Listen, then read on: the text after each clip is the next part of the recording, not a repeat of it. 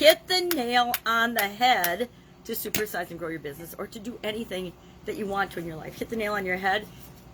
Being blind, you have no idea how many times it took me to actually tap this nail on the head to get it to go into the board just enough to show. It was pretty funny. And then this one went through and poked me in the finger. But we want to talk about what this idiom means, where it came from, and how much you use it in your life and your business today. Sharon Horne-Ellstrom here. And this idiom, I've used this one a lot because I use it to describe when I do something right, or when somebody else does something exactly right. They aim the hammer, they line it up perfectly, and they tap the nail into the position it needs to be in. Now, have you ever hit a nail and you hit it wrong, or you're going to town on it and ended up bent, or the head of the nail ended up bent, and then you had to try to figure out how to pry it out of the board and start over again?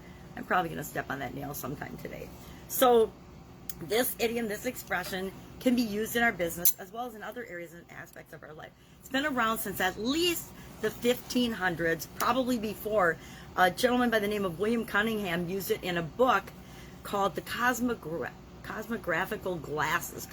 I can't even say it. The Cosmographical Glasses, he used the expression there. But that meant that if he used it in writing, it had probably been around maybe for hundreds of years before it actually appeared in writing. Wasn't a lot of written things back then. Not like today, the day of the age of the internet, where somebody says something and around the world, almost instantaneously somebody else can read or hear that thing. So, a familiar saying, I would imagine most everybody listening has heard or had an experience with this particular idiom or expression. To me, I apply it by reminding myself that I always want to do the right thing, right being relative to each and every one of us, of course, but I want to live in accordance with my goals and my values and my mission and my principles and what's important to me as I'm creating my business out in the world. But to do the right thing consistently requires practice. I have to first know what I want, and then I have to be willing to practice it and live by that every single day, a little bit every single day. And that's how we get consistency, is by doing a little bit every single day to move us toward what it is that we want. It requires that I try things out that might not work. Really? Something might not work. I might fail. I might not properly hit that nail on the head, and I might screw up and have to start over. Absolutely, we all do. So I like to live in a cycle of, something happens. I determine what that means to me, what happened. And a lot of times what happened just happened. There's nothing we can do about it. It's absolutely out of our control.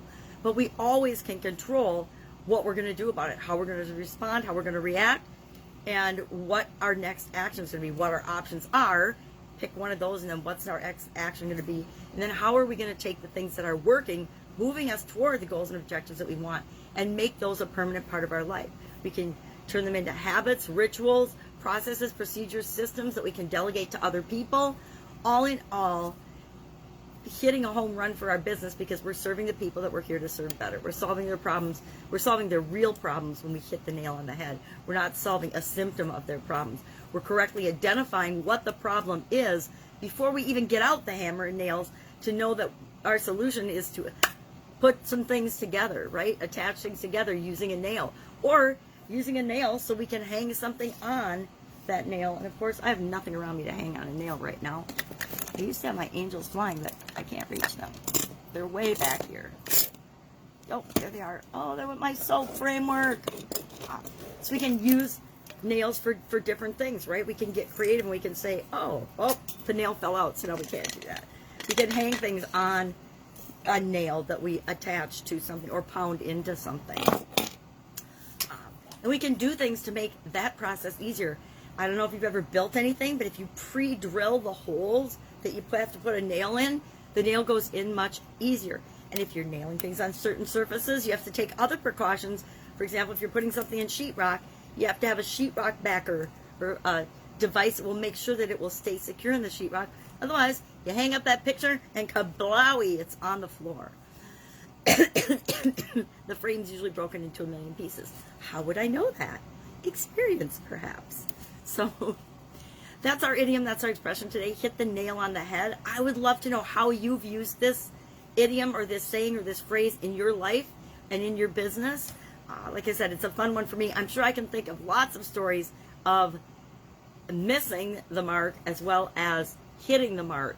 And that's what it's all about. That's why we want to line up that hammer and make sure we're hitting the nail on the head.